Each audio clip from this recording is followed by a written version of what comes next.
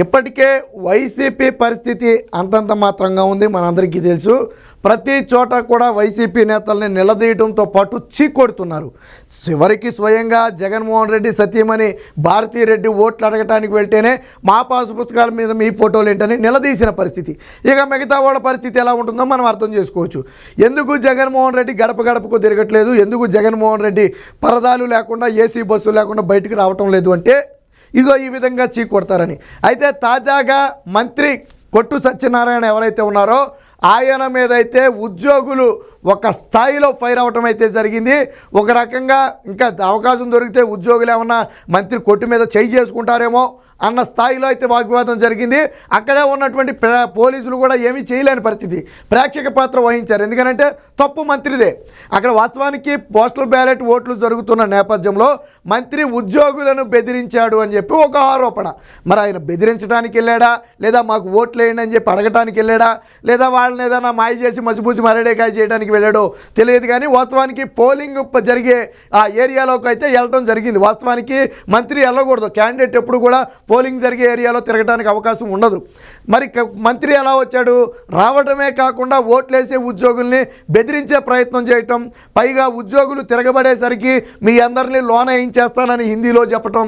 ఉద్యోగులకి హిందీ రాదా, వాళ్ళకి వచ్చు కదా. సో వాళ్ళు కూడా తిరిగి అదే స్థాయిలో కౌంటర్ ఇవ్వడంతో కొంచెం ఘర్షణ వాతావరణం అయితే చోటు చేసుకుంది. మొత్తంగా మంత్రి కొట్టు సత్యనారాయణ అయితే ఇక ఉద్యోగుల దెబ్బకు అక్కడ నిలబడలేక పోలీసుల సాయంతో అయితే బయటకైతే పారిపోవడం జరిగింది. ఇప్పుడు సోషల్ మీడియాలో పూర్తిగా ఈ మంత్రి కొట్టు సత్యనారాయణకి సంబంధించిన వీడియో ఏదైతే ఉందో అదే వైరల్ అవుతుందో. ఒకసారి మీకు కూడా చూపిస్తా చూడదని.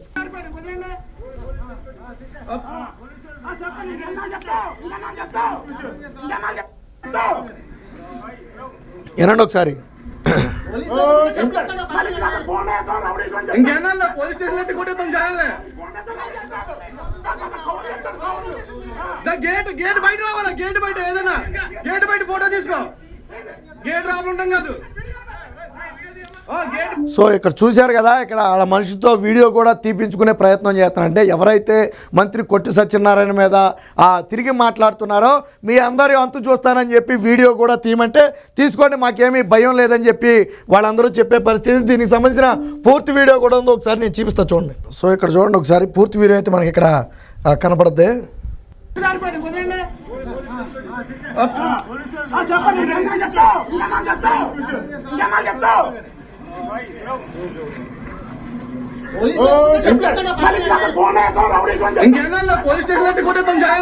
విన్నారు కదా, ఒకసారి అనండి ఒకసారి. గేట్ బయట రావాలా, గేట్ బయట ఏదైనా గేట్ బయట ఫోటో తీసుకో, గేట్ రాకుండా కాదు. గేట్ బయట గేట్ బయట బాబు అటు కూడా తీయమ్మా, అటు తీసేసి ఒకరితో కాదు అందరది. आप लोगों को देखो, आप लोग देखना क्या कर रहे, चुपका होता है नहीं, दोनों तरफ देख लेना क्या कर रहा है, आप लोग दोनों तरफ देख लो. पैसा दिया ना क्या पे. సో అక్కడ ఉన్నటువంటి ఎవరైతే సెంట్రల్ బలగాలు ఉన్నాయో వాళ్ళకి ఏదో హిందీలో చెప్పే ప్రయత్నం చేస్తే వీళ్ళు కూడా ఉద్యోగులు కూడా అదే స్థాయిలో అయితే మంత్రి మీద రియాక్ట్ అవడం జరిగింది. చివరిలో చూడండి ఒకసారి. ఎలక్షన్ డ్యూటీ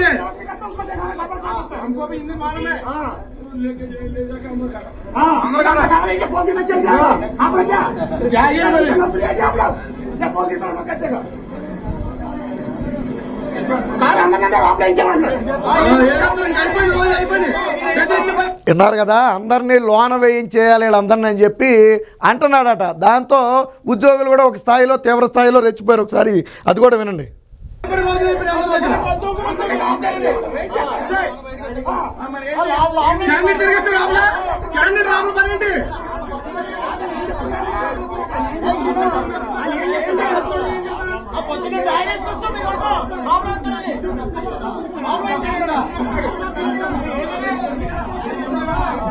పోలీసులు కూడా ఏంటంటే ఉద్యోగ సంఘ నాయకులకి ఉద్యోగులకి ఎవరైతే ఉన్నారో వాళ్ళకి నచ్చజెప్పే ప్రయత్నం చేశారంటే ఉద్యోగుల మీద ఏ స్థాయిలో వ్యతిరేకత ఉంది అనడానికి ఇదొక ఉదాహరణ. ఇక్కడ చూడొచ్చు, తాడేపల్లిగూడెంలో పోస్టల్ బ్యాలెట్ ఓట్లు వేస్తున్న ఉద్యోగులను బెదిరించిన మంత్రి కొట్టు సత్యనారాయణపై తిరగబడ్డ ఉద్యోగులు. మీరు బెదిరిస్తే బెదిరిపోయే రోజులు పోయాయి అంటూ మంత్రిపై ఉద్యోగులు తిరగబడటంతో పోలీసుల సాయంతో జారుకున్నాడు. జగన్ రెడ్డి బయటకు రాకుండా ఇంట్లో దాక్కుంటుంది, ఇందుకేనని చెప్పి తెలుగుదేశం పార్టీ ఒక విమర్శ అయితే చేయండి. మనకి లైవ్ వీడియో అయితే చూడొచ్చు, మనం ఏం జరిగిందనేది క్లారిటీగా అర్థమవుతుంది ఇక్కడ.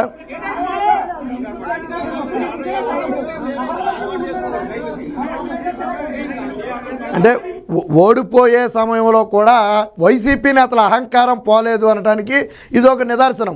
వాస్తవానికి ఓట్లు అభ్యర్థించడంలో తప్పులేదు, ఓటు వేయమని అడగటంలో కూడా తప్పులేదు. అయితే వాస్తవానికి అక్కడ అడిగే ప్రాంతం కాదు, ఆల్రెడీ అక్కడ పోస్టల్ బ్యాలెట్ ఓటింగ్ జరుగుతుంది ఉద్యోగులకి, అక్కడ అడగటం పద్ధతి కాదు. అయినప్పటికీ కూడా మంత్రి వెళ్ళటమే కాకుండా ఓటు వేయకపోతే మేము లేదో చేస్తారన్న స్థాయిలో బెదిరించడంతో ఉద్యోగులందరూ కూడా తిరగబడ్డారు. వీళ్ళు ఎప్పుడైతే తిరగబడ్డారో అప్పుడు వీళ్ళందరినీ లోన్ వేయించేయాలని చెప్పి అనటంతో ఉద్యోగులు మరింత రెచ్చిపోయారు. అంటే మా పని ఏదో మేము చేసుకుంటుంటే అసలు వచ్చింది నువ్వు, ఇక్కడికి వచ్చి మనం రెచ్చగొట్టింది నువ్వు, పైగా మమ్మల్ని లోన్ వేస్తానంటావా? మీ బెదిరింపులకు భయపడే రోజులు పోయాయి, మీ ప్రభుత్వానికి ఇక టైం దగ్గర పడింది, నువ్వు గెలిచేది లేదు, నువ్వు చేసేది లేదని చెప్పి ఉద్యోగులైతే ఒక తీవ్ర స్వరంతో అయితే విరుచుకుపడటం జరిగింది. దీంతో ఇక సత్యనారాయణ చేసేది లేక మెల్లగా జారుకున్నాడు. చూడండి ఒకసారి, జారుకున్నాడు చూడండి, వెళ్ళిపోతున్నాడు.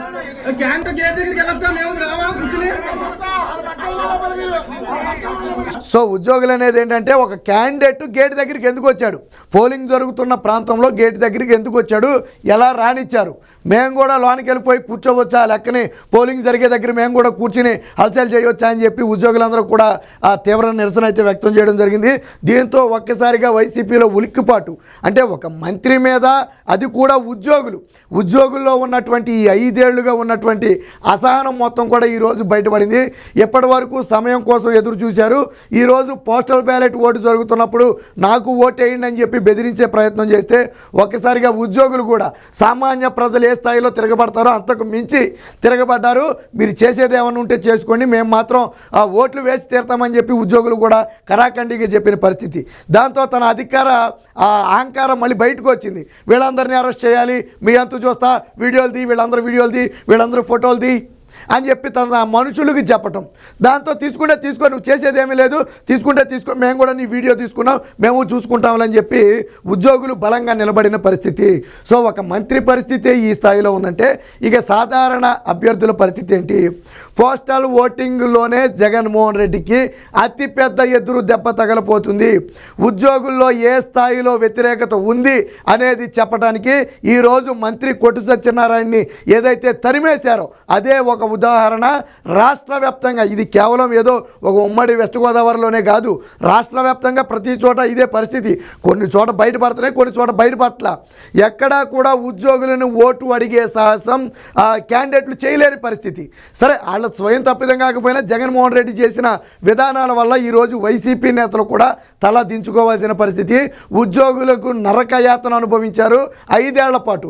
సో ఇక దానికి చరమగీతం పాడే సమయం దగ్గర పడిందని చెప్పి ఉద్యోగులు కూడా తిరగబట్టడం జరిగింది. మొత్తంగా ఈ వ్యవహారంతో వైసీపీ అంతా కూడా ఉలిక్కిపాటుకి గురయ్యే పరిస్థితి. దీంతో అలర్ట్ అయ్యారు, ఎక్కడో కూడా ఉద్యోగుల జోలికి వెళ్ళొద్దని, ఉద్యోగుల్ని ఓట్లు అభ్యర్థించేటప్పుడు ఫోటోలు వీడియోలు లేకుండా చూసుకోవాలని చెప్పి ఏదో అధిష్టానం నుంచి ఆదేశాలు కూడా వచ్చినట్టుగా అయితే తెలుస్తుంది. ఎందుకంటే సోషల్ మీడియాలో వైరల్ అయితే ఉన్న పరుగు కూడా పోయే పరిస్థితి. దాంతో ఇలాంటివన్నీ కూడా జరగకుండా చూసుకోవాలని చెప్పి వైసీపీ అధిష్టానం నుంచి అభ్యర్థులందరికీ కూడా పిలుపునైతే ఇచ్చినట్టుగా తెలుస్తుంది. ఏది ఏమైనా ఉద్యోగుల్లో వచ్చినటువంటి మార్పు అంతా ఇంత మార్పు కాదు. ఉద్యోగులు తిరగబడితే ఎలా ఉంటుందో ఈరోజు మంత్రి కొట్టు సత్యనారాయణకి తెలిసి వచ్చింది. అటుపక్క వ్యక్తి ఎంతటి వ్యక్తి అయినా సరే తోక ముడిచి జారుకోవాల్సిందే తప్ప చేయగలిగేది ఏమీ ఉండదు. అధికారం ఉంది కదా అని చెప్పి ఇష్టం వచ్చినట్టు మాట్లాడితే ఈ రోజులో పడటానికి ఎవరు సిద్ధంగా లేరు. వాళ్ళు కష్టపడుతున్నారు, జీతం తీసుకుంటున్నారు తప్ప మీ జేబులో సొమ్మేమి తీసివ్వట్లేదుగా రాజకీయ నాయకులు. ప్రభుత్వ సొమ్మే కదా తీసుకునేది, అందుకు సేవ కూడా చేస్తున్నారు. కాబట్టి ఉద్యోగుల్లో వచ్చినటువంటి ఈ మార్పు పట్ల ఇప్పుడు ప్రజల్లో కూడా కొంత హర్ష వ్యతిరేకాలు అయితే రావడం జరిగింది.